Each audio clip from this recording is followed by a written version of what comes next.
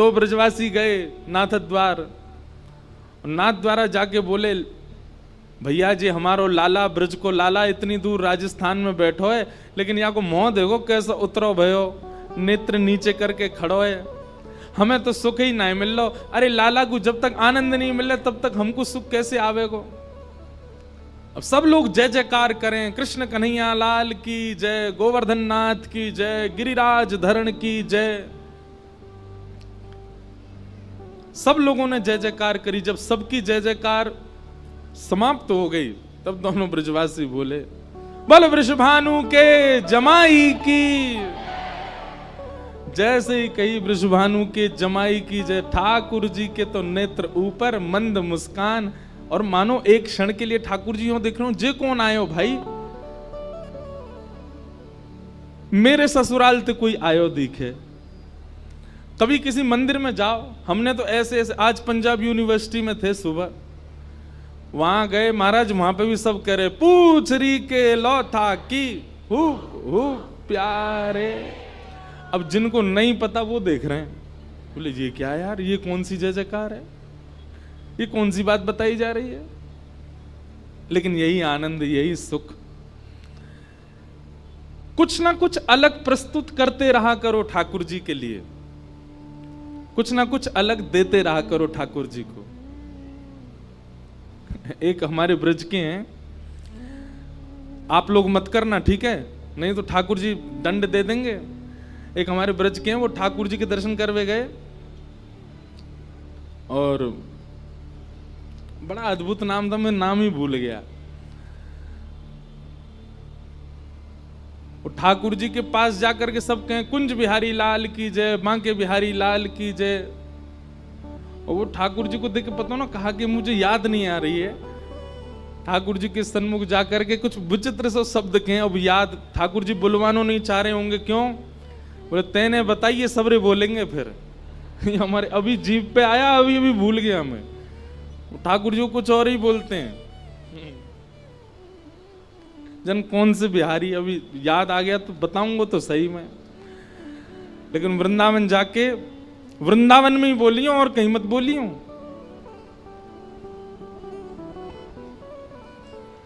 और याद आए तो फिर बताऊंगा। तो कुछ ना कुछ नवीन प्रस्तुत करते रहा करो ठाकुर जी को। ठाकुर जी को सुख लगता है। सेवा में रोज कुछ नवीनता लाओ, प्रसाद में नवीनता लाओ, भजन में नवीनता लाओ, अपने नाम जप में नवीनता लाओ। ठाकुर जी के सन्मुख कुछ भी पधराने में कुछ वो नवनीत प्रिय हैं, उनको नया नया प्रिय लगता है, वो प्रस्तुत करो। तो कल जो यहां हुआ ये पहली बार ही हुआ कथा में, एक बार हुआ भक्तमाल की कथा में जयपुर में, पर उसमें तो जन्माष्टमी ही थी तो इसलिए दधी काना हुआ था। पर ऐसे सार्वजनिक कथा में पहली बार ये उत्सव चंडीगढ़ में ही मना है। तो चंडीगढ़ में मना, इसका मतलब क्या था? ठाकुर जी आए थे कल, वही उत्सव करके गए, वही उधम मचा के गए, खूब आनंद करके गए।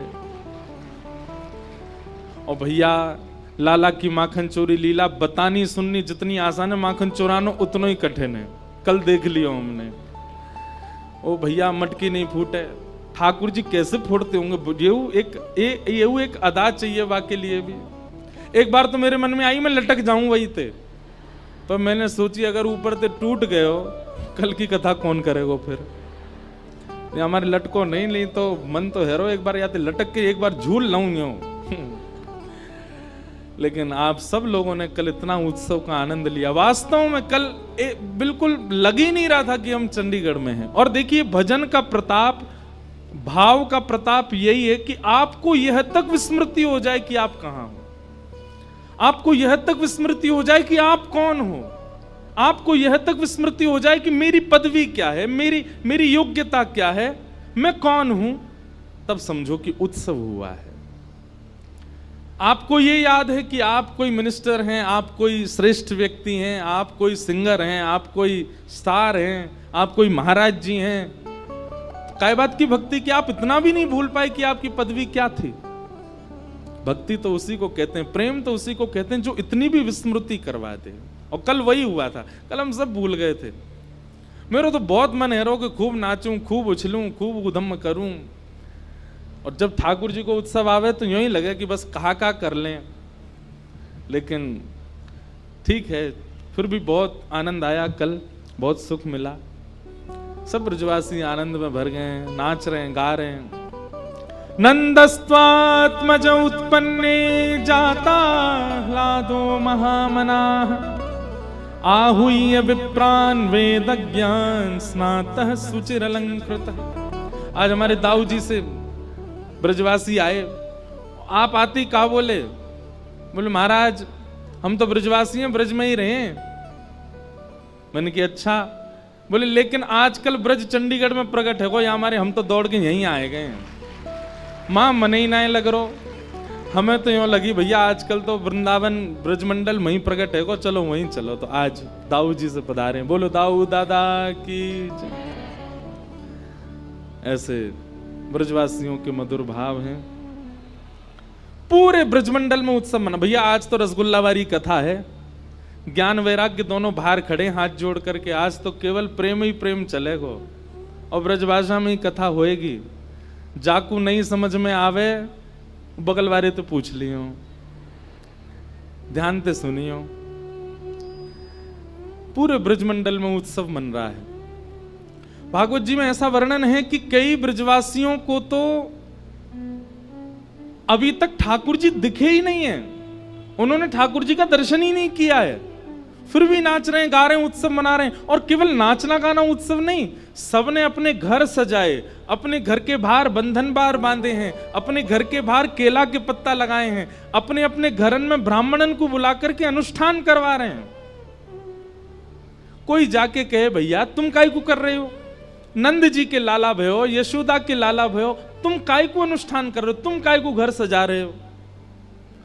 तो दूसरों कोई बोलो अरे जे नंद के लाला को देख आए हो को, वहां की सुंदरता पे मोहित है कि उत्सव मना रहे हो। तब वो उत्सव करता बोले नहीं नहीं हमने अभी नंद को लाला देखो ना है, बिना देखे ही उत्सव मनो है।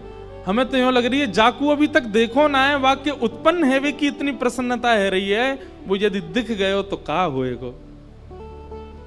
और सांची पूछो तो भैया जे नंद यशोदा के लाला ना भयो, ये हम सबको लाला भयो है, हम सबको प्राण प्यारो भयो है। सबको उतना ही सुख मिल रहा है जितना सुख नंद बाबा को है। सब नाच रहे हैं, सब गा रहे हैं, सब बधाई दे रहे हैं नंद यशोदा को। आहा, पूरे ब्रजमंडल में उत्सव मन रहे हो है। इतने में ही एक ढांडी को आयो। कौन आयो? ढांडी को। ये ढांडी को कहा करे, ढांडी को कहा करे। अब नहीं होते ढांडी के, पहले होते थे। तो ढांडी के को काम है यजमान के घर कछु शुभ होएगो तो ढांडी को मांगवे जावे। लेकिन नंद बाबा के ढाणी के को आज तक सौभाग्य नहीं मिलो कछु मांगवे को, क्योंकि नंद बाबा के यहां कोई लाला भयो ही ना, कोई बालक भयो ही ना। लेकिन आज ढाणी के को 80 बरस बाद मौको मिलो कछु मांगवे को, और वो ढाणी को आज नंद भवन पे पहुंचो है। इतना सुंदर प्रसंग है, बहुत ध्यान से सुनियो। तन पवित्र सेवा किए धन पवित्र कर दान, मन पवित्र हरि भजन सो होत त्रिविध कल्याण। हमारे रसिक जन कहवे तन पवित्र सेवा किए। तन किससे पवित्र होता है? जितनी सेवा करोगे, जितनी लोगों की सहायता करोगे, जितने लोगों की हेल्प करोगे, उतना ज्यादा आपका तन पवित्र होगा, तन शुद्ध रहेगा। तन पवित्र होने का मतलब क्या है कि आपके तन के संपर्क में जो भी मित्र आएगा, जो भी सखा आएगा, फिर उस पर प्रभाव पड़ेगा उसका। सेवा भाव से तन की पवित्रता होती है, और दान करने से धन की पवित्रता होती है, धन पवित्र होता है। सेवा से तन पवित्र, दान से धन पवित्र, और नाम जप से मन पवित्र। तन, धन और मन तीनों पवित्र कर रहे हैं श्री नंद बाबा। कैसे? बोले तन की पवित्रता कैसे? बोले जितने लोग आ रहे हैं नंद बाबा सबको बांट रहे हैं, ये भी नहीं विचार कर रहे हैं कि कौन अधिकारी कौन अनधिकारी, सबको दे रहे हैं ठाकुर जी, सबको दे रहे हैं नंद बाबा। तो तन पवित्र हो रहा है, सेवा कर रहे हैं। दूसरा, धन पवित्र हो रहा है कि दान कर रहे हैं। और तीसरा, मन पवित्र हो रहा है, क्यों? कीर्तन कर रहे हैं। क्या कीर्तन कर रहे हैं?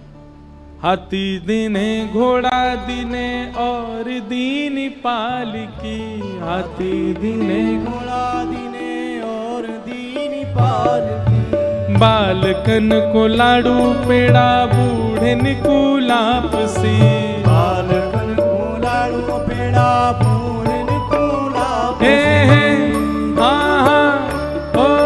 नंद घरा नंद भयो जय कन्हैया लाल की, नंद घरा नंद भयो जय कन्हैया लाल। नंद घरा नंद भयो जय कन्हैया लाल की, नंद घरा नंद भयो जय कन्हैया लाल की। ओ जय कन्हैया लाल की, जय हो नंद लाल की, जय कन्हैया लाल की, जय हो नंद लाल की। जय कन्हैया लाल की, जय हो नंद लाल की, जय कन्हैया लाल की, जय हो नंद लाल की। आहा ओ नंद घरा नंद भयो जय कन्हैया लाल की, नंद घरा नंद भयो जय कन्हैया लाल। आहा नंद घरा नंद भयो जय कन्हैया लाल की, नंद घरा नंद भयो जय कन्हैया लाल की। पूरे ब्रजमंडल में उत्सव मन रहे हो, सब नाच रहे हैं, गा रहे हैं, उत्सव मना रहे हैं। तो नंद बाबा के तीनों पवित्र हो रहे हैं, तन भी, धन भी और मन भी। तभी ढाणी को आगे हो, और ढाणी के को आते देख नंद बाबा के नेत्रन में आंसू आ गए। क्यों? 80 बरसते यानी कछु मांगो ही नहीं है कभी मोते, आज पहली बार मांगवे के काजे आयो है। दौड़ करके नंद बाबा ने हृदय से लगा लियो, अरे भैया तेरे भाग्य खुले। वो उल्टा नंद बाबा थे, आपके भाग्य खुले? बोले मेरे तो खुले लाला आयो, लेकिन तेरे खुल गए, आज चूकियो मत, मांग ले। और कछु कम ज्यादा नहीं, जितनो ज्यादा है सको उतनो मांगियो, बहुत दिना बाद तो को अवसर मिलो है। तब वो ढाणी को मांग रहे है, उसको हमारे ब्रज के साहित्य में पद में गाया गया है, तो इसलिए ब्रज भाषा का पद है, बहुत ध्यान से सुनो। मैं कभी कभी सुनाता हूं कथा में। ढाणी को नंद बाबा से कहा बात कर रहा हो, सब लोग ध्यान पूर्वक सुनो। मेरे मन आनंद भयो। बंधुओं देखो, एक बात सुनो, ब्रजवासियों के प्रेम को देखो आप। आज की कथा केवल ये बताने की ठाकुर जी की लीला कम है, ब्रजवासियों का प्रेम ज्यादा है। क्यों? पर ब्रह्म परमानंद त्रिलोकी नाथ उन ब्रजवासियों के हाथ बिकने डोलते हैं। उन ब्रजवासियों से सीखो कैसा प्रेम करते हैं ठाकुर जी से। ढाणी को कह रहे मेरे मन आनंद भयो, ब्रजराज ही याचन आयो, अपने अपने मन को मतो, कह परिवार सुनायो। बाबा मैं आज आपके यहां मांगवे आया हूं, और जैसे ही मैं अपने घर से निकलने लगो ना, तो मेरे घर के जितने भी सदस्य सब मुझसे पूछने लगे कहां को जा रहे हो। सब लोग इधर देखो, ध्यान से सुनो, ब्रजभाषा को एक शब्द भी छूटा तो चूक जाओगे। तो जैसे ही मैं आपके पास आने लगो तो सब घर के जन बोले कहां जा रहे हो। मैंने कि नंद बाबा के लाला भयो है, हमारे यजमान के घर लाला भयो, मांगवे जा रहा हूं बधाई। तो बाबा मेरे घर के एक एक सदस्य ने कछु मांगो है, आपकी आज्ञा हो तो मैं कहूं। नंद बाबा ए मुनि में यहां पे जो जो ये कहतो जाए सब लिखतो जा, सब देंगे याकू। बता भैया कहा चाहिए। तब ढाणी को कह रहे है तेरे तात कहो समझाए राय सो, जाए शीशा दीजे। मेरे बड़े भैया ने कहिए कि भैया नंद बाबा के लाला को आशीर्वाद दियो, और आशीर्वाद के बदले कहा लेके आएगो? 200 भैंस दूध मन मन की मेरे काजे लीजो। मेरे बड़े भैया ने आपके लाला को आशीर्वाद भेजो और बधाई में कहा मांगो? बोले 200 भैंस मांगी हो। कैसी भैंस? बोले एक भैंस के थन में कम से कम 1 मन दूध होना चाहिए। नंद बाबा बोले धानी के देख बुरो मत मानियो, हम भैंस की सेवा ना करें, हमारे यहाँ तो गैया हैं, लेकिन तेरे बड़े भैया ने भैंस की याचना करी है, मंगवाएंगे। लेकिन एक बात बता, 200 भैंसन को कहां करेगो? 200 भैंसन ते कहां प्रयोजन है? और तेरे भैया की उम्र कितनी है?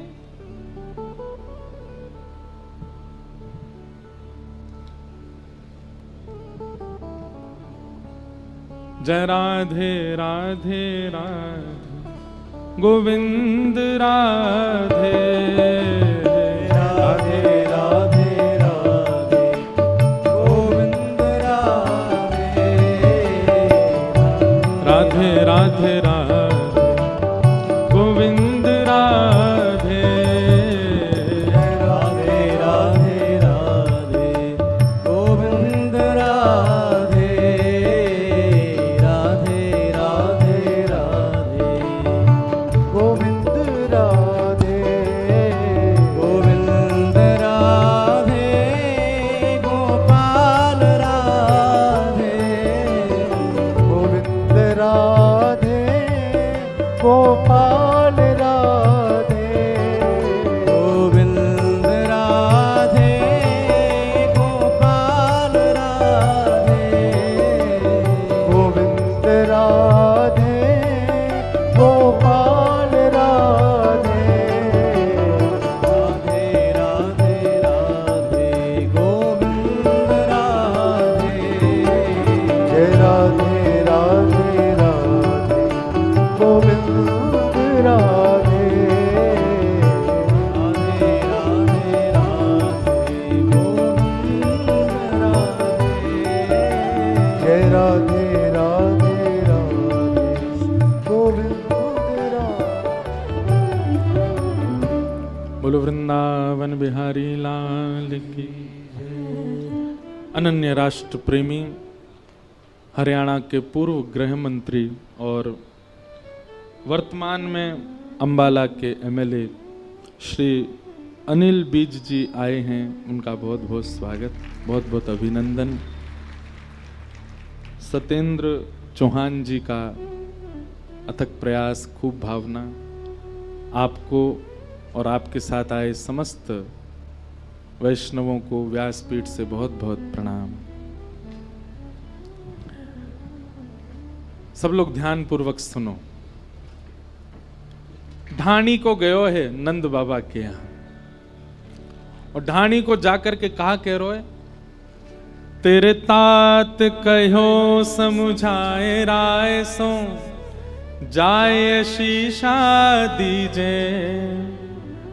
200 भैंस दूध मन मन की मेरे काजे लीजे।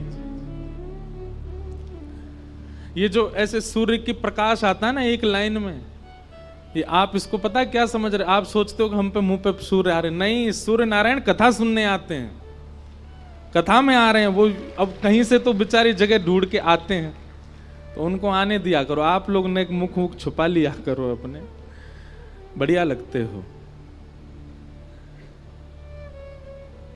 नंद बाबा बोले भैया हमारे घर गैयान की सेवा है, भैंसन की सेवा ना है। और भैया एक बात बता, तेरी उम्र कितनी है? धाणी को बोलो मेरी उम्र है गई होगी 90 वर्ष। और तेरे भैया की उम्र कितनी? बोले मेरो भैया है 120 वर्ष को। बोले 120 वर्ष को तेरो भैया 200 भैंसन को दूध पी के कहां जाएगा? अब बाबा मैं तो बस बता रहा हूं, उनने जो मांगी सो मैंने कह दी। बोले अच्छा ठीक, मुनीम जी लिखो, जहां भी मिलती हो, जहां भी व्यवस्था हो, भैया के काजे या को भैया हमारो भैया भिजवाओ। बोले मैं बड़े भैया की बात सुनकर के आयो, नेक जैसी आगे बढ़ो तो मेरो छोटो भैया आ गयो, और वाने भी आपके लाला को आशीर्वाद भेजो है। नंद बाबा बोले हाँ हाँ बता, वाने कहा मांगो। तापा छे आछे समझाए, तिनके जेठे भैया, उनके काजे दीजो बाबा, सुबह 700 गैया। और मेरे छोटे भैया ने आपके लाला को आशीर्वाद भेजो और बधाई में कहा मांगो? बोले 700 गैया। नंद बाबा बोले 700 गैया 200 भैंस। अरे ढाणी की एक बात बता, अगर इन सबन को दूध एक संग निकाल लियो जाए तो नदी निकलेगी तेरे घर से दूध की। भैया लाला भयो है, लाला है, खुशी में जो मांगोगे सो देंगे, पर कछु हिसाब होए करे। 200 भैंस 700 गैया, इतने दूध को कहां करोगे? एक बार हमने अपने नाना जी से पूछी मैंने कि इतनी गैया काय क्यों है? हमारे नाना जी ने बताई भैया वह समय में एक ही व्यापार हो, कहा दूध घी दही इन्हीं को ही बेक करके सबन के घर चलो करते, तो जा पे जितनी ज्यादा गैया उतना संपन्न। नंद बाबा के घर में कितनी गैया? 9 लाख। कितनी? 9 लाख गैया हैं ठाकुर जी के यहाँ पे। आज भी हमारे ब्रजमंडल की जो गाय है ना, वो ठाकुर जी के समय की गायों की ही वंशधर है, उसी वंश की गैयाएं हैं। और कभी आपको नाथ द्वारा जाने का अवसर मिले, अवसर नहीं है तो हम दे रहे हैं। हमारे लाल जी आज पधारे हैं। 11 से 17 जनवरी श्री लाल जी का जन्मोत्सव है नाथ द्वारा में, 11 से 17 जनवरी। और उस उत्सव में आप सब लोग पधारो, पधार करके वहां आनंद लो। तो नाथद्वारा की जो गौशाला है, निज गौशाला, उस गौशाला में तो उन गैया की भी वंशधर है, जा गैया के थन से मुख लगा करके ठाकुर जी दूध पियो करते। ठाकुर जी पहुंच जाते नीचे, अपने आप ही मुख लगा के दूध पीते। वही की पर वंशधर चले आ रहे हैं, उनकी वंश की गैया, आज उसी गैया का दूध लगता है भोग ठाकुर जी श्रीनाथ जी को। ऐसी कथा आवे, श्रीनाथ जी, हमारे लाल जी श्रीनाथ जी के स्वरूप है ना। श्रीनाथ जी श्री गिरिराज जी सो प्रकट भय गोवर्धन पर्वत सो। तो सद्दू पाणे नाम का एक ब्रजवासी रहता था गिरिराज जी में। उसकी गैया सब चरने जाती थी। एक गैया को दूध ऐसो कि वहां में से सुगंधी आयो करती। वहां के दूध को एक बूंद चखवे के काजे सब ब्रजवासिन के झुंड लगते कि भैया या को नेक्स्ट से दूध दे दो, सद्दू पाणु सबन को बांटो कर दो। ऐसो मधुर दूध, ऐसी सुगंधित वहां में से सुगंधी आती। लेकिन कछु दिना बाद कहा भयो कि वो गैया रोज जाती गिरिराज जी पे, और गिरिराज जी पे एक सीमित स्थान, वहां पे अपनो सबरो दूध निकाल के आ जाती। सद्दू पाणी शाम को जब दूध काढ़वे बैठतो तो दूध निकलतो नहीं। सद्दू पाणी बोलो कि हमारी गैया चरवे जामे, जरूर कोई चुरा ले वे दूध है। एक दिन गैयान के पीछे पीछे गयो तो वहां ने कहा देखी वो गैया एक स्थान पर खड़ी है रही है, संपूर्ण दूध निकाल रही है। जैसे ही गैया हटी, सद्दू पाणी ने जाकर के भीतर देखी तो श्रीनाथ जी की उठी हुई भुजा वहां को दिखाई दी। ये भुजा वहां ने जैसे ही भीतर झांक करके देखी, प्रणाम कियो, बोले अरे ये तो जय जय, ये तो ठाकुर जी यहां भीतर विराज रहे हैं। ब्रजवासीन की मदद से ठाकुर जी गिरिराज जी से बाहर पधारे। तब ठाकुर जी ने सद्दू पाणी को स्वप्न दे करके बतायो, बोले ये तेरी जो गैया है ये सामान्य गैया ना है, हमारे नंद बाबा के गौशाला की द्वापर युग की गैया, जाके मुक्ते थन लगा के मैंने दूध पियो, वही की वंशधर है ये। या हमारे में या को दूध रोज पीऊं, अब मेरो यही कोई भोग लगा। और वही गैया के वंश प्रतिवंश आज तक चलता आया, उसी का ही दूध पीते हैं श्रीनाथ जी। गैयाओं से बहुत प्रेम है। एक बात प्रमाणित मानेंगे हमारी, ठाकुर जी आपसे प्रेम करते हैं, इसका प्रमाण क्या है? आप तिलक लगा करके घूमते हो, यह प्रमाण है? नहीं। आप नाम जप अति करते हो, यह प्रमाण है? नहीं। 2 प्रमाण हैं। आप ठाकुर जी से प्रेम करते हो उसके अनेक प्रमाण हो सकते हैं, पर ठाकुर जी आपसे प्रेम करते हो उसके दो ही प्रमाण हैं। पहला, वैष्णव प्रीति। कोई ब्रजवासी दिख जाए, कोई भजनानंदी दिख जाए, कोई ठाकुर जी को वैष्णव दिख जाए, तो आपके चित्त में इतना आह्लाद होता है, इतना आह्लाद होता है जितना प्यासे को पानी देख करके हो जाता है, भूखे को भोजन देख के हो जाता है। चंडीगढ़ में विचरण कर रहे हो और घूमते घूमते मॉल में ही कोई ब्रजवासी दिख गए हो, तो शॉपिंग करते करते ब्रजवासी दिख गए और आप उछल गए, जय हो आज तो कोई ब्रजवासी दिखे। यह आनंद आपके चित्त में वर्धन हो, समझो ठाकुर जी आपसे प्रेम करते हैं। ठाकुर जी को देख करके प्रेम नहीं, ठाकुर जी के जनन को देख करके प्रीति चित्त में उत्पन्न है रही है, तो समझो ठाकुर जी आपसे प्रेम करें। और दूसरी बात, गैया को देख करके, गौ माता को देख करके, गौ रस, गौ घी, गौ घृत, गौ दही आदि गौरस जो भी हैं, उनको देख करके मन में आह्लाद उत्पन्न हो, गैया को देख करके उत्पन्न हो, गोबर देख करके घृणा ना होती हो, गौमूत्र से घृणा ना होती हो, गैया के सर्वांगीण रूप से आपको प्रेम है गए हो, समझो ठाकुर जी आपसे प्रीति करें। ये दो प्रमाण हैं ठाकुर जी के प्रेम के। या हमारे भैया गौशाला जाए के न देखा करो, अगर गोबर से घृणा है रही है तो यूं समझ लियो ठाकुर जी को तुमसे घृणा है रही है। गौमूत्र से घृणा है तो यूं समझ लियो ठाकुर जी को भी तुमसे घृणा है।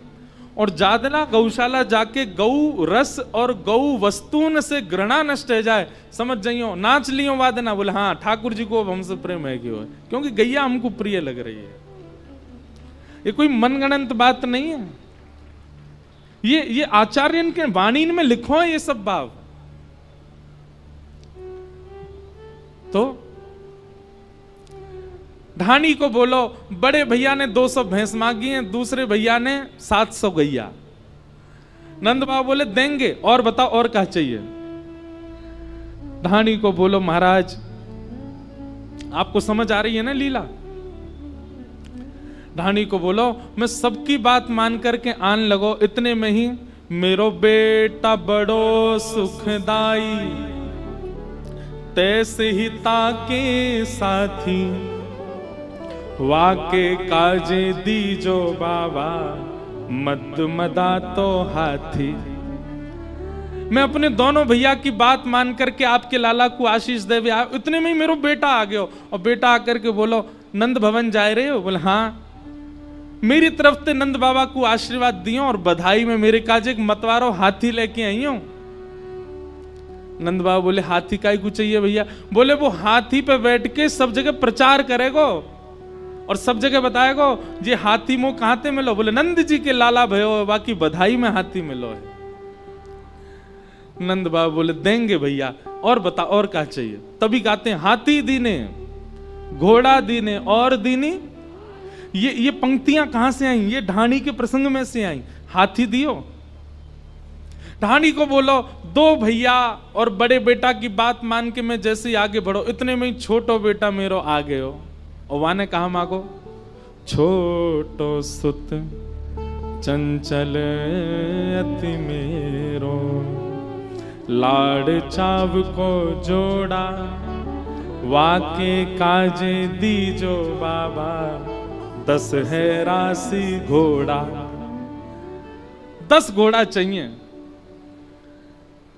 नंद बाबा बोले लाला तेरो 1 और घोड़ा चाहिए 10। बोले अरे सबरे सखा भी तो एक घोड़ा पे एक ही बैठेगो, सबरे सखान ने बैठाएगो और सब जगह बताएगो कि नंद भवन ते बधाई रूप में घोड़ा मिले हैं। नंद बाबा बोले देंगे, लिख तो जा भैया मुनीम, 200 भैंस, 700 गैया, 1 हाथी, 10 घोड़ा। ये तो सामान्य से ढाणी को दिए जाने वाला दान है। सोचो आप नंद बाबा की स्थिति क्या है। बंधु एक बात और मैं कथा में कहता हूं, ठाकुर जी अगर आपके जीवन में आ गए, आपकी स्थिति क्या होगी।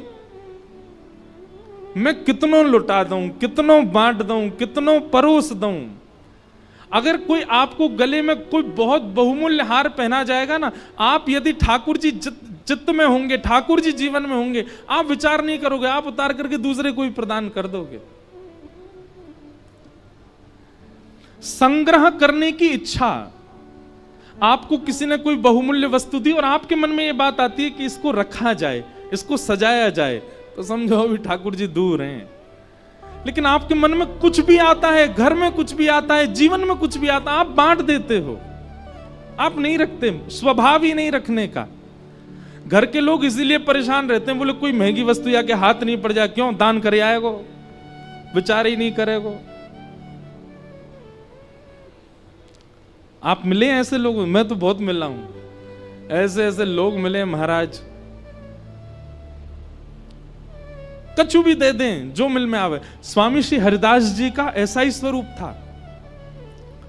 बादशाह अकबर ने प्रसन्न होकर के उनको बहुमूल्य नवलखा का हार अर्पित किया। उस समय में नवलखा का हार चरणों में अर्पित कर दिया। स्वामी जी महाराज ने हार देखा तो जब स्वामी जी गा रहे थे तो वहीं पास में हिरण बैठा था। स्वामी जी ने वो हार उठा करके हिरण के गले में पहना दिया।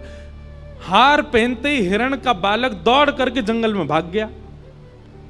अब तो सामने बैठा बादशाह कहने लगा, ये बाबा ये जानता नहीं है, इतना महंगा मूल्यवान हार, उसमें कितने महंगे महंगे रत्न लगे थे, अरे इसका पूरा आश्रम बिक जाए तो भी नहीं आ पाएगा ऐसा हार, हिरण को पहना दिया। स्वामी जी उसके मन की बात समझ गए। स्वामी जी ने तुरंत ऐसा अलाप लगाया कि उस अलाप को सुनकर के असंख्य वनचर जीव वन में से निकल करके आए। गैया आई, घोड़ा आए, सुंदर सुंदर हिरण आए, और जितने वंचर जीव आए हर वंचर जीव के गले में वैसा ही हार जैसा अकबर ने चरणों में चढ़ाया था।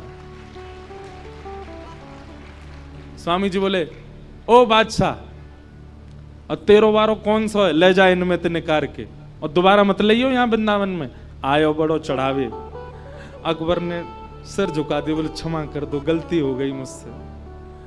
भैया वैष्णव को स्वभाव लेवे को कम होवे, देवे को ज्यादा हो। कल यहाँ पे बधाई लुटाई गई, आप सब एक दूसरे से छीन रहे थे, पर नंद भवन की स्थिति भागवत जी में बताइए कैसी।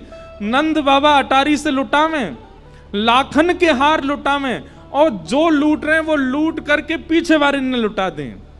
कोई अपने पास रख नहीं रहा है, सब लुटाते जा रहे हैं। क्यों? क्योंकि सबके चित्त में श्री कृष्ण आए, अकेले नंद बाबा थोड़ी लुटा रहे हैं, सब लुटा रहे हैं।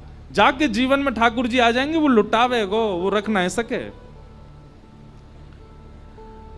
नंद बाबा लुटा रहे हैं। नंद बाबा बोले, और बता भैया, और कहा चाहिए? ढाणी को बोलो, बाबा 2 भैया और 2 बेटान की बात तो मैंने आपको बताई दी। इतने में ही मेरी एक छोटी बेटी है लाडली, अभी बिहाना भयो वाको। बेटी एक लाडली मेरी, चलत आए भई ठाड़ी। बोले भैयान के काजे लेके आओगे, चाचा ताऊ के काजे, मेरे काजे कछु ना लाओगे? मैंने कि तू भी बता दे तेरे काजे कहा लाऊं। बोली मैं नंद भवन जाऊंगी लाला को आशीर्वाद देवे। मैंने कि चल। बोले ऐसे ना जाऊंगी तो नख सिखसों गहनों सब ले हूं, तीहर से ती चोली। आहा, अपने पैर के नख से लेकर के सिख तक जितनो श्रृंगार होवे एक नारी को, उतनो श्रृंगार नंद बाबा से बनवा के लाओ बधाई के रूप में। वाकू पहन के श्रृंगार करके तब जाऊंगी लाला को मिलवे। नंद बाबा प्रसन्न है गए, बुलाए, बोले भैया जो भी हो, या की बेटी को नाप लेके आओ, सुंदर सुंदर आभूषण बनवा करके भिजवाओ, जल्दी आनी चाहिए लाला को आशीर्वाद देवे।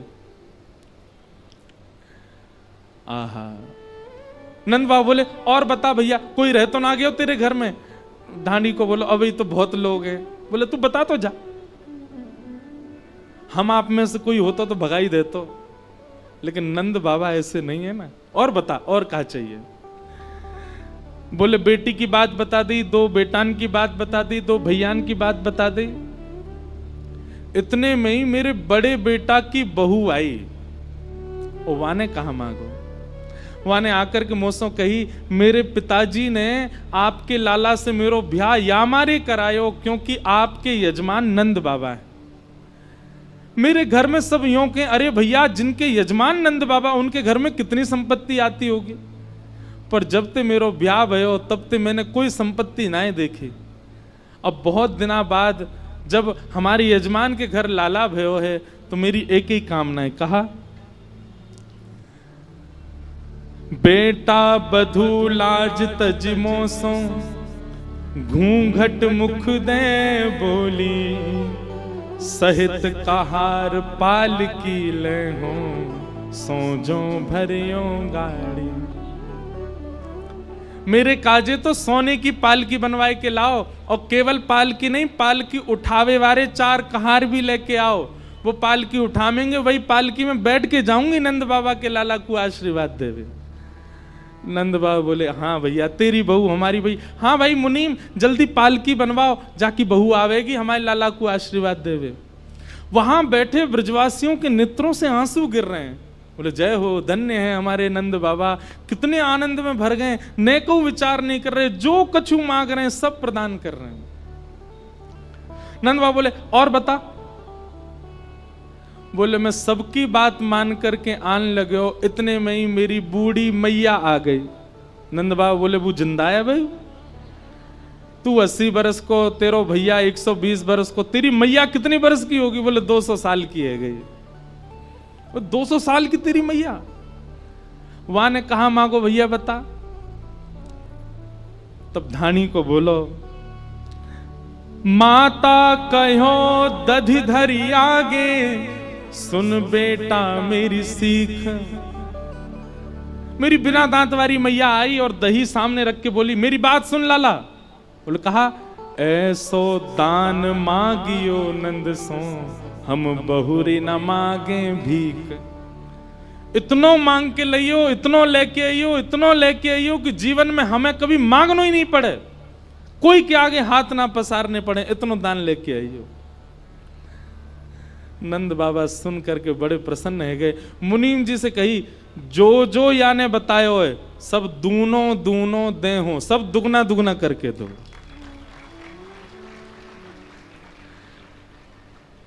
नंद बाबा की बात सुन के धानी को बैठ गए, रोने लगे। बोले, बाबा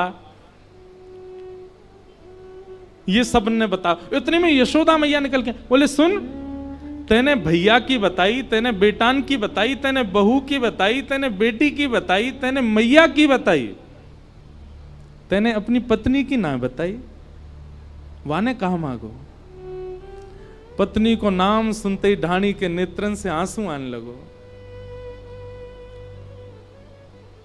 जल्दी बता, तेरी पत्नी ने कहा मांगो। नंद बाबा बोले, अरे ये तो मेरे दिमाग में ही नहीं आयो। हाँ भाई, तेरी पत्नी ने कहा मांगो है। ढाणी को बोलो, मैं सबकी बात मान करके जैसे ही आने लगो, इतने में ही मेरी पत्नी एकांत में मेरे पास आई। वो मुझसे आके बोली, नंद बाबा के 80 साल बाद लाला भयो है, कोई कुबेर को जन्म ना भयो, कोई 700 घोड़ा मांग रहा है, कोई 10 गैया, कोई 700 गैया मांग रहा है, 200 भैंस मांग रहा है, कोई पालकी मांग रहा है, सिर ते नख तक सोनो मांग रहा है। मेरी पत्नी ने मुझसे एक बात कही, कहा, तब बोली मेरी घरवाली, नीके नीके जइयो, और थोड़ो दे बहुत कर मानो, पर लाज राख घर आइयो। आप जा रहे हो नंद बाबा के यहाँ, नंद बाबा इतने व्यस्त हैं, 80 बरस बाद लाला भयो है। यदि नंद बाबा प्रसन्न है करके एक फूटी कौड़ी आपके हाथ में धर देना, सिर पे धारण करके घर आइयो, हमारी लाज रख के आइयो। नंद बाबा के यो नहीं सोचे, अरे मैया कैसो मंगता आयो, इतनो मांग रो, इतनो मांग रो है, हमारी लाज रख के आइयो, इतनो ज्यादा मांग करके मत आइयो। आपको सौगंध है, इन सबन की बात बता जरूर दियो, पर लेके कछु मत आइयो नंद बाबा से, बस प्रेम लेकर के आइयो, लाज हमारी रख करके आइयो। धानी के पत्नी की बात सुनकर के यशोदा मैया नंद बाबा रोने लगे। और नंद बाबा बोले, धानी के तेरे मनोरथ से हमारे घर लाला भयो है, तेरी इच्छा से हमारे घर लाला भयो है। भैया देख, सौगंध टूटे सो टूटे, सौगंध लगी भैया तो को, लेकिन हम नहीं मानेंगे। अब यूं कह दियो पत्नी से जाकर के, सबन ने तो एक एक मांगो, पर नंद बाबा ने दुगनो दुगनो करके दियो, या हमारी सौगंध कट गई, अब तू सब लेके जा, अपने संग लेके जा। और नंद बाबा ने सब, जैसे ही नंद बाबा ने इतनी सामग्री प्रदान करी हैं, सब ब्रजवासी हल्ला करन लगे, नाचन लगे। हाथी दीने, घोड़ा दीने और दीनी पालकी, बालकन को लाडू लाडू पेड़ा, बूढ़िन को लापसी, छड़े दीने, कड़े दीने, बिंदी दीने भाल की, नंद घरा आनंद भयो, जय कन्हैया लाल की। सब ब्रजवासी आनंद में भर गए, नाच रहे हैं, गा रहे हैं, उत्सव मना रहे हैं, आनंद में भर गए सब ब्रजवासी। और तभी वहां पर पूतना नाम की राक्षसी का आगमन हुआ। बहुत ध्यान से सुनिएगा। पूतना आई, अत्यंत सुंदरी बनकर के आई पूतना। रूप का ऐसा सौंदर्य जिसको देख करके सब मोहित हो गए। असंख्य बालकों को मार चुकी थी ब्रजमंडल में। गोकुल आई, गोकुल में जैसे ही उसने अपने पैर रखे, उसके नूपुरों की ध्वनि, उसकी गजगामनी चाल, उसके कटाक्ष नेत्र, उसकी मधुर मुस्कान, उसके वस्त्र, उसका सब कुछ सबको मोहित कर रहा था। बहुत ध्यानपूर्वक सुनिएगा सब लोग। पूतना राक्षसी है पर रूप बदल करके आई है। क्यों? ताकि विश्वास उत्पन्न कर सके सबके चित्त में। सब लोग नाच रहे हैं, गा रहे हैं, उत्सव मना रहे हैं, लेकिन जैसे ही पूतना सबके बगल से निकलती है, उसके तन की सुगंधी सबको अपनी ओर आकृष्ट कर रही है। और सब घूम घूम करके देख रहे हैं ये कौन आया। अरे या की चाल तो देखो, या को मुखमंडल तो देखो, या को श्रृंगार तो देखो। सब मोहित हो गए पूतना पर। नंद भवन में पूतना ने प्रवेश किया। नंद रानी यशोदा ने भी उसके स्वरूप को देख करके विचार नहीं किया, लगा कि इतनी सुंदर है, और सहज भाव से अपने पुत्र को प्रदान कर दिया। लाला दे दिए, ठाकुर जी दे दिए पूतना की गोद में। जैसे ही पूतना ने गोद में ठाकुर जी लिए तो कितना बड़ा दुर्भाग्य पूतना का। सब पूतना पर मोहित हुए, पर ठाकुर जी ने अपने हाथ धर लिए। 6 दिना के हैं अभी ठाकुर जी, 6 दिना के ठाकुर जी ने अपने नेत्र बंद कर लिए, नहीं देखी पूतना। भैया एक बात ध्यान से सुनियो, 1 लाख लोग बिहारी जी का दर्शन करते हैं, ये बड़ी बात नहीं है। पर 1 लाख भक्तों में, 1 लाख श्रद्धालुओं में बिहारी जी किसको देखते हैं, ये बड़ी बात है। बिहारी जी की दृष्टि कौन पे पड़ रही है। कथा में भीड़ कितनी है ये बड़ी बात नहीं है, सुनने वाले कितने हैं ये बड़ी बात है। और सुनता वही है जिसको ठाकुर जी चाह रहे होंगे। या हमारे भैया ऐसे बन के जाओ कि ठाकुर जी की दृष्टि पड़े आपके ऊपर। और कथा आपको ऐसा ही बनाती है कि ठाकुर जी की दृष्टि पड़े, ठाकुर जी की निगाह पड़े आपके ऊपर, ठाकुर जी आपको देखें। सूरदास जी जब दर्शन करने जाते थे उनको ठाकुर जी नहीं दिखते थे, क्योंकि नेत्र ही नहीं थे, पर ठाकुर जी को सूरदास जी दिखते थे। और सूरदास जी रोज जाते और जाकर के अपनी पेटी खोल करके वही राग गा देते, वही श्रृंगार बता देते जैसा ठाकुर जी का श्रृंगार होता था। सूरदास जी की परीक्षा लेने के लिए आज गुसाई जी ने ठाकुर जी निर्वस्त्र खड़े कर दिए। आज देखें सूरदास कहा गावे को। रोज कपाट खुलते सूरदास जी कहते आज तो ठाकुर जी ने लीले पीतांबरी पहनी है, ऊपर मोतिन की माला पहनी है, आहा कैसो टिपारो धारण कियो है, कानन में मत्साकृत कुंडल पहने। और जैसे जैसे सूरदास जी बोलते वैसा ही श्रृंगार ठाकुर जी का। आज गुसाई जी ने ठाकुर जी निर्वस्त्र ही खड़े कर दिए। ठाकुर जी तो निर्वस्त्र ही बढ़िया लगे, हर स्थिति में बढ़िया लगे।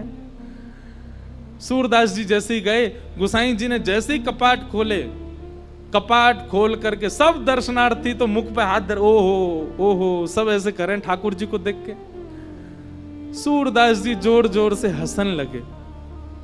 गोसाई जी बोले, कहो सूरदास, ठाकुर जी कैसे लग रहे हैं? ठाकुर जी को आज श्रृंगार कैसा है? सूरदास जी बोले, आज तो ठाकुर जी बहुत ही प्यारे लग रहे हैं। बोले, वो तो लग रहे हैं, लेकिन लग कैसे रहे हैं ये तो बताओ। आज पोशाक कैसी है ठाकुर जी की? सूरदास जी गान लगे, मोतिन माल गले उर साजे, छवि के उठत तरंगा, आज हरि देखे नंगम नंगा, आज हरि देखे नंगम नंगा। वो गोसाई जी, आज तो ठाकुर जी ने केवल एक मोती की माला पहन रखी और ऊपर से नीचे तक कछु पहनो ही नहीं। आज तो ठाकुर जी नंगे खड़े हैं। ये बात सुनते ही दर्शनार्थी जितने खड़े थे सब ने सूरदास जी को प्रणाम किया। सूरदास, तुम्हारे पास नेत्र नहीं है, कैसे देख लेते हो तुम? सूरदास जी कहते हैं, भैया तुम सबन को नेत्र ठाकुर जी ने या हमारे दिए कि तुम ठाकुर जी को देखो। मुंह को नेत्र ना दे करके ठाकुर जी ने ये योजना बनाई, सूरदास तो मैं देखूंगा, मैं तोय देखूंगा, या हमारे तोय नेत्रन की आवश्यकता नहीं है। अपने आप को ऐसा बनाओ। वृंदावन में भीड़ करने से कोई फायदा नहीं, वृंदावन जाने से कोई फायदा नहीं। आप कोई बहुत श्रेष्ठ बनकर के वृंदावन चले गए, निश्चित है आपको वीवीआईपी दर्शन हो जाएगा। संसारी श्रेष्ठ बन के जाओगे तो वीवीआईपी दर्शन हो जाएगा। वृंदावन जाओ तो ऐसे बन के जाओ कि लाखों में पीछे भी खड़े रहो तो ठाकुर जी तुमको देख लें, ठाकुर जी की दृष्टि पड़े, ठाकुर जी को अनुग्रह। और ऐसे बन के जाओ कि ठाकुर जी की दृष्टि के अधिकारी बनो। पूतना ने ऐसा श्रृंगार किया, ठाकुर जी ने उसको नहीं देखा। सब उसके रूप पर मोहित हो गए, पर ठाकुर जी मोहित नहीं हुए।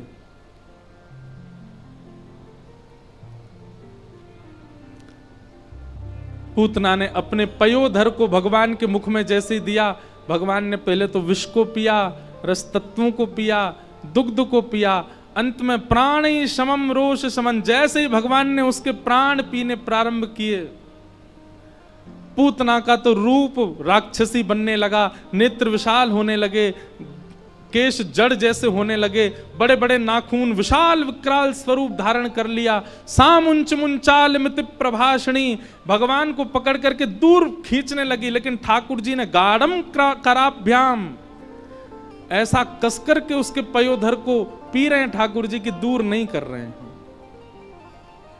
सा मुंच मुंच, अरे लाला छोड़, अरे बालक छोड़, चिल्ला रही है पूतना, पर ठाकुर जी ने नहीं छोड़ा।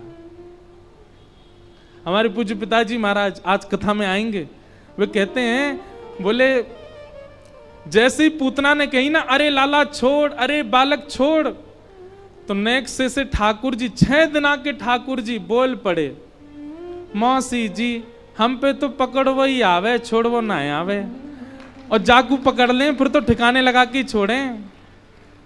अगर राक्षस हाथ में आ गए तो वाकू भी ठिकाने लगा दें, और भक्त हाथ में आ गए तो वाकू ठिकाने लगा दें। बस एक बार हाथ में आना चाहिए मेरे। अब आप हाथ में आए गई हो, अब तो ठिकाने लगा के छोड़ूंगा।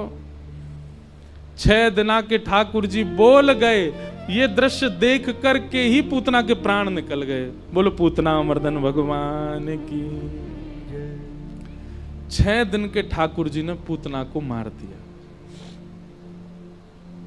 पूतना कौन है बंधु? सबसे पहली बात, जो अपनी वास्तविकता को छुपा करके ठाकुर जी के आगे जाता है वही पूतना है। वास्तव में तो कामी है, वास्तव में तो क्रोधी है, वास्तव में तो लोभी है, वास्तव में तो ईर्ष्यालु है, लेकिन ठाकुर जी के सामने जब जाता है, बहुत ध्यान से सुनिएगा, तो अपने आप को ऐसे बना के जाएगा, उससे ज्यादा पवित्र कोई नहीं, उससे ज्यादा शुद्ध कोई नहीं। ऐसे व्यक्ति ठाकुर जी के लिए पूतना है, ठाकुर जी उसको देखते नहीं है। हमें हमारी एक बात मानेंगे, अपने समस्त अवगुणों को एक जगह लिखिए। सब लोग इधर देखो, ध्यानपूर्वक सुनो। अपने समस्त अवगुणों को एक जगह लिखिए। और एक और बात और अच्छा ये हो सकता है कि आप खुद मत लिखो, किसी और से लिखवाओ।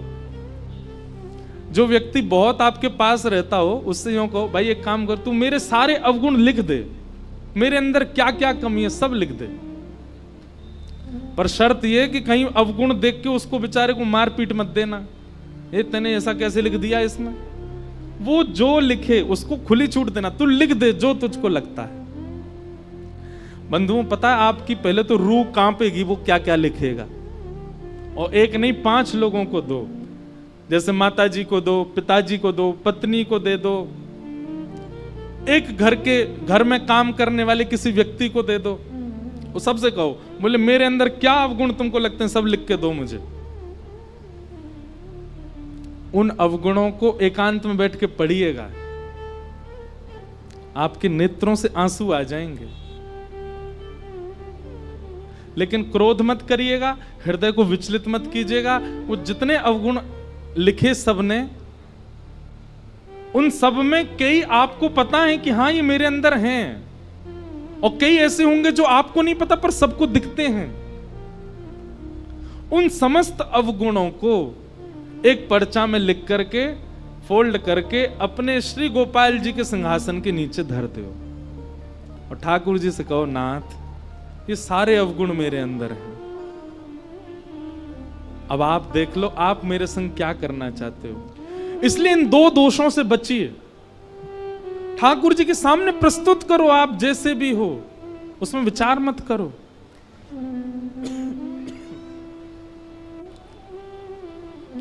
पूतना का भगवान ने वध किया, नेक्स्ट से गोपाल जी को लेकर के सब गोपियां भागी। और कहां गई? बोले गौशाला में जाकर के ठाकुर जी को गौमूत्रेण स्नापित्वा, ठाकुर जी को गौमूत्र से स्नान कराया। पुनर्गौरज सार्वकम, ठाकुर जी के 12 अंगों पर गौरज लगाया। एक बात सुनिएगा, शुद्ध गौशाला जहां पर देसी गैया हो वहां जाकर के गैयाओं के खुर की रज ला करके अपने घर में रखिए, और नित्य घर के सब सदस्य थोड़ा थोड़ा गौरज अपने माथे से लगाया कीजिए। गौरज का प्रभाव आपको कुछ ही दिनों में दिख जाएगा। आपकी विचारधारा, आपकी मानसिकता, आपकी सोच, सब में परिवर्तन आने लग जाएगा। पर देखो, अपने फायदे के लिए सब काम नहीं करने, गौ सेवा का भाव भी मन में होना चाहिए। अब गौ सेवा पर विस्तार से बोलेंगे, पर आज की लीला में आपको देखा घूम फिर के ठाकुर जी कहीं नहीं जाते गैया के पास, गायों के पीछे। तो इस प्रकार भगवान पर अनुग्रह गैया करती है। सब ब्रजवासी लेकर के गौशाला जाते हैं। धीरे धीरे ठाकुर जी अब 3 महीना के है गए। 3 महीना के भय तो सक्टासुर नाम का दैत्य आया, भगवान ने उसका वध कर दिया। धीरे धीरे ठाकुर जी अब 1 वर्ष के है गए, और 1 साल के लाल जी अब बैठनो सीख गए। कहा करनो सीख गए? बैठनो सीख गए। 2 दांत निकल आए आगे थे, कभी दाऊ दादा को काट जाएं, कभी नंद बाबा को काट जाएं, कभी यशोदा मैया को काट जाएं। लेकिन बंधुओं, ठाकुर जी कैसे काटें? इतने प्रेम से काटें कि गोपीन की लाइन लगे कटवावे को। ने लाला के मुंह में अपना हाथ दे, सो लाला ने अपने कोमल कोमल दतुइया से ने काट ले। ज्यों ज्यों ठाकुर जी बड़े होते जा रहे हैं, अब यशोदा मैया अपनी उंगली पकड़वा करके लाल जी को चलना सिखावे, बोलना सिखावे। यशोदा मैया कि लाला बोल मैया। ठाकुर जी मंद मंद देखते रहते, नहीं बोलते। फिर नंद बाबा कहते हैं मैया ना बोले को, जे बोले को बाबा। ठाकुर जी उनको भी देखते रहते, नहीं बोलते। इतने में दाऊ दादा है, बोले मोए बोले को, बोले लाला बोल भैया। ठाकुर जी वो भी नहीं बोले। इतने में ही गौशाला की एक गैया सामने ते आ गई। सो ठाकुर जी बोले गैया, और जैसे ही गैया बोले महाराज पूरे ब्रजमंडल में आनंद उत्सव है लगो। बधाई हो। हमारे ठाकुर जी ने सबसे पहले शब्द कहा बोलो? गैया। गैया बोले ठाकुर जी। अब तो यशोदा मैया गोद में ले लेके नाचे। पहले गैया बोल गए, मैया बोली दोबारा बोलियो लाला गैया। ठाकुर जी अब गैया नहीं बोले, अब बोले मैया। दूसरे बोले मैया। नंद बाबा लाला मेरी गोदी गोदी में आ गए, बोले बोल बाबा, बोले बाबा। और बलराम जी गोद में जाके बोले भैया। अब तो सब गोपी आ गई, सब अपना अपना नाम बुलवा रही हैं। कोई को नाम भिंडला सखी, कोई को नाम चंपक लता, कोई को नाम चारू लता। अब सब बुलवा में लाला बोल चारू लता। ठाकुर जी बाकी मुंह की ओर देखें, शर्म ना यारी, 1 साल को हूं मैं, चारू लता कैसे बोलूं। अब बोल तो नहीं रहे लेकिन बाकी ओर देख के क्यों सोचें कैसे बोलूं चारू लता। ज्यों ज्यों ठाकुर जी बड़े होते जा रहे हैं त्यों त्यों ब्रजवासीन के उत्सवन की, ब्रजवासीन के सुख की कोई गणना नहीं है। यशोदा मैया को चिंता भई, मेरो लाला 1 बरस को है गो, अभी तक लाला को नामकरण नहीं भयो है। तभी श्री गर्गाचार्य जी महाराज आए और श्री गर्गाचार्य जी महाराज ने आकर के नंद बाबा से कहीं, बाबा हमारी एक बात सुनो, हम आपके लाला को नामकरण कर देंगे, लेकिन आप उत्सव इतना विस्तार बनावे कि कोई ना कोई विघ्न आ ही जावे। नामकरण को कार्यक्रम तो बहुत गोपनीय रखो। नंद बाबा बोले कहां करें? बोले गौशाला में करो, गैयान के बीच में कराओ। गर्गाचार्य जी ने मुहूर्त देखो और मुहूर्त देख करके बोले कल को बढ़िया मुहूर्त है, कल आपके लाला को नामकरण करेंगे।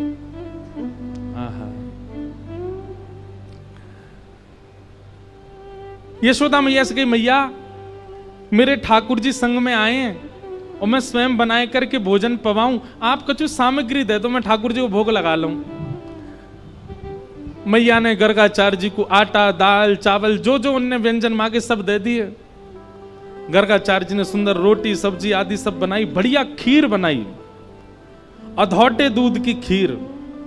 1-2 माताएं चंडीगढ़ में भी हमारे लाल जी के लिए बना के लाई अधौटे दूध की खीर। अधौटा दूध कैसे हुए पता है? दूध औटते औटते औटते आधो है जाए, वहां में जो खीर बने वाह ठाकुर जी बड़े चाव से पावे। गाढ़े गाढ़ी बिल्कुल मलाई जैसो, रबड़ी जैसी खीर। एक बात कहें, ठाकुर जी की प्रसादी भी ना ये बनाना भी सामान्य बात नहीं है। सामान्य सी सब्जी, सामान्य सी रोटी, सामान्य सी चटनी बना के ठाकुर जी को पधरा देना, ठाकुर जी तो बेचारे पाले, लेकिन सखा बड़ो मजाक उड़ावे लाल जी को। ए लाला तू कैसे घर में बैठो, देख कहा बना के लाए हैं, कोरी भिंडी ले आए हैं, रोटी धर दई है तेरे आगे। ठाकुर जी रूखो सूखो ना पावे, खूब बढ़िया सामग्री बनाया करो ठाकुर जी के लिए। और भैया सुनो, आधुनिक सामग्री नहीं, पिज्जा पास्ता मत खिलाया करो ठाकुर जी को। ठाकुर जी के आगे बर्गर धर देते होंगे तो यूं सोचते होंगे बला कैसे खानी है जी। ठाकुर जी को वैसे ही पवाओ। हमारे ब्रज में तो दाऊ जी से आए, दाऊ जी में इतनी बड़ी बड़ी पूड़ी बने बस। क्यों?